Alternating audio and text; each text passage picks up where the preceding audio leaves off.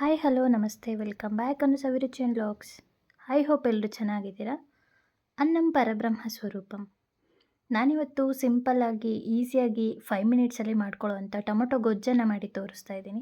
ಇದನ್ನು ಕ್ವಿಕ್ಕಾಗಿ ಮಾಡ್ಕೋಬೋದು. ಎಮರ್ಜೆನ್ಸಿ ಇದ್ದಾಗ, ಆಫೀಸಲ್ಲಿ ವರ್ಕ್ ಮಾಡೋವಂಥವ್ರು ಮನೆಗೆ ಹೋದಾಗ ಟಯರ್ಡ್ ಆಗಿರ್ತಾರೆ ಅಥವಾ ಬ್ಯಾಚುಲರ್ಸ್ ಇರ್ತಾರೆ, ಆ ಥರದವರು 2 ಮಿನಿಟ್ಸಲ್ಲಿ ಫಟಾಫಟ್ ಅಂತ ಮಾಡ್ಕೋಬೋದು. ಬನ್ನಿ ಯಾವ ರೀತಿ ಮಾಡೋದು ಅಂತ ನೋಡೋಣ.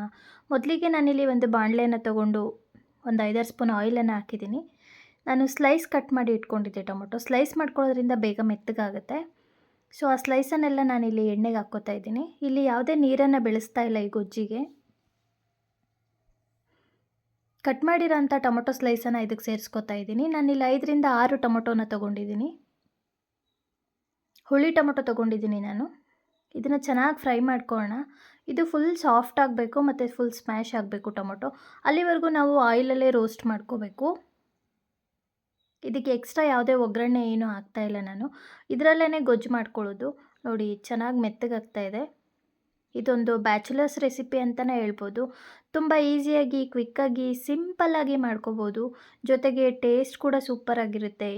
ರೊಟ್ಟಿ, ಚಪಾತಿ, ರೈಸ್ಗೆ ಸೂಪರಾಗಿರುತ್ತೆ. ನಾನು ಸಣ್ಣದಾಗಿ ಕಟ್ ಮಾಡಿರೋಂಥ 4ರಿಂದ 5 ಈರುಳ್ಳಿಯನ್ನು ಕೂಡ ಇದಕ್ಕೆ ಸೇರಿಸ್ಕೊತಾ ಇದ್ದೀನಿ.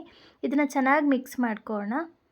ಮತ್ತು ನಾವು ಹೊರಗಡೆ ಟ್ರಿಪ್ ಎಲ್ಲಾದರೂ ಹೋಗ್ತಾ ಇದ್ದೀವಿ 1 ಡೇ 2 ಡೇ ಅಂತ ಅಂದಾಗ ಹೋಟೆಲ್ ಫುಡ್ಡು ಸೆಟ್ ಆಗಲ್ಲ ಅನ್ನೋರು ಈ ರೀತಿ ಗೊಜ್ಜನ್ನು ಮಾಡಿಕೊಂಡು ಚಪಾತಿ ಅಥವಾ ರೊಟ್ಟಿ ಮಾಡ್ಕೊಂಡು ತೊಗೊಂಡು ಹೋಗ್ಬೋದು. ನಾವು ಇದನ್ನು 4-5 ದಿನ ಯೂಸ್ ಮಾಡ್ಕೋಬೋದು. ಫ್ರಿಜ್ಜಲ್ಲಿ ಇಟ್ಕೊಳ್ಳೋದಾದರೆ 1 ಮಂತ್ವರೆಗೂ ನಾವು ಇಟ್ಕೋಬೋದು. ನಾನಿಲ್ಲಿ ಉಪ್ಪನ್ನು ಹಾಕ್ತಾಯಿದ್ದೀನಿ. ಉಪ್ಪನ್ನು ಹಾಕೋದ್ರಿಂದ ಬೇಗ ಸಾಫ್ಟ್ ಆಗುತ್ತೆ ಟೊಮೊಟೊ. ಮತ್ತು ವರ್ಕ್ ಮಾಡೋರಿಗೆ ತುಂಬ ಟಯರ್ಡ್ ಆಗಿದ್ದಾಗ ಈ ರೀತಿ ಈಸಿಯಾಗಿ ಕ್ವಿಕ್ಕಾಗಿ ಮಾಡ್ಕೋಬೋದು. ಸಿಂಪಲ್ಲಾಗಿ ಮಾಡ್ಕೋಬೋದು. ಇವಾಗ ನಾನು ಸ್ವಲ್ಪ ಕ್ಲೋಸ್ ಮಾಡಿ ಬೇಯಿಸ್ಕೊತಾ ಇದ್ದೀನಿ, ಬೇಗ ಸಾಫ್ಟ್ ಆಗುತ್ತೆ ಅಂತ. ಜಸ್ಟ್ 4-5 ನಿಮಿಷದಲ್ಲಿ ಗೊಜ್ಜು ರೆಡಿಯಾಗಿಬಿಡುತ್ತೆ. ಜಾಸ್ತಿ ಇಂಗ್ರೀಡಿಯೆಂಟ್ ಕೂಡ ಇಲ್ಲ ಇದಕ್ಕೆ. ನೋಡಿ ನಾನು ಸ್ಮ್ಯಾಶ್ ಮಾಡ್ಕೋತಾ ಇದ್ದೀನಿ.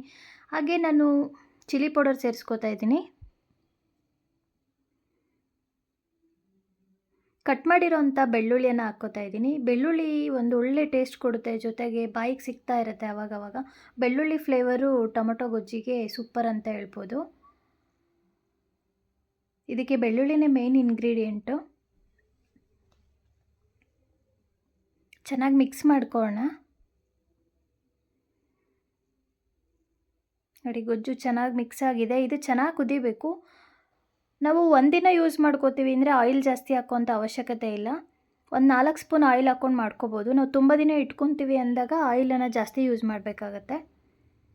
ನಾನು ಇದನ್ನು ನನ್ನ ತಮ್ಮನಿಗೋಸ್ಕರ ಮಾಡಿ ಕೊಟ್ಟಿರೋವಂಥ ಗೊಜ್ಜು. ಸೊ ಅದಕ್ಕೋಸ್ಕರ ನಾನು ಒಂದು 4-5 ಡೇಸ್ ಇಟ್ಕೊಂಡು ತಿನ್ನೋದ್ರಿಂದ ನಾನು ಆಯಿಲನ್ನು ಜಾಸ್ತಿ ಹಾಕಿದ್ದೀನಿ. ನಾನಿಲ್ಲಿ ಸ್ವಲ್ಪ ಜೀರಾ ಪೌಡರ್ ಸೇರಿಸ್ಕೊಂಡಿದ್ದೀನಿ 2 ಸ್ಪೂನಷ್ಟು. ಹಾಗೆಯೇ ಧನಿಯಾ ಪೌಡರ್ ಸೇರಿಸ್ಕೋತಾ ಇದ್ದೀನಿ. ಜೊತೆಗೆ 1 ಸ್ಪೂನಷ್ಟು ಅರಿಶಿಣ,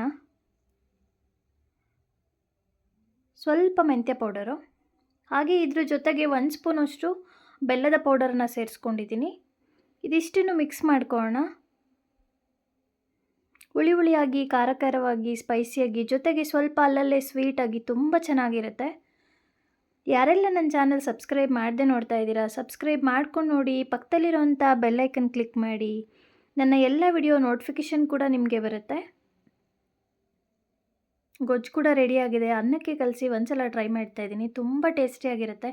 ಖಂಡಿತ ಈ ಒಂದು ಗೊಜ್ಜೇನಿದೆ ಎಲ್ರಿಗೂ ಇಷ್ಟ ಆಗುತ್ತೆ. ಡಿಫ್ರೆಂಟಾಗಿ ಕೂಡ ಇದೆ. ನೀವು ಕೂಡ ಒಂದ್ಸಲ ಟ್ರೈ ಮಾಡಿ. ನನ್ನ ಈ ವಿಡಿಯೋ ಇಷ್ಟ ಆದಲ್ಲಿ ಫ್ಯಾಮಿಲಿ, ಫ್ರೆಂಡ್ಸ್, ರಿಲೇಟಿವ್ಗೆ ಶೇರ್ ಮಾಡಿ. ಹಾಗೆ ನೀವು ಮನೇಲಿ ಟ್ರೈ ಮಾಡಿ ಹೇಗಿತ್ತು ಅಂತ ಕಮೆಂಟ್ ಸೆಕ್ಷನಲ್ಲಿ ತಿಳಿಸಿ. ನೀವು ಯಾರಾದರೂ ಈ ರೀತಿ ಗೊಜ್ಜನ್ನು ಟ್ರೈ ಮಾಡಿದರೆ ನನ್ನ ಜೊತೆ ಶೇರ್ ಮಾಡ್ಕೊಳ್ಳಿ.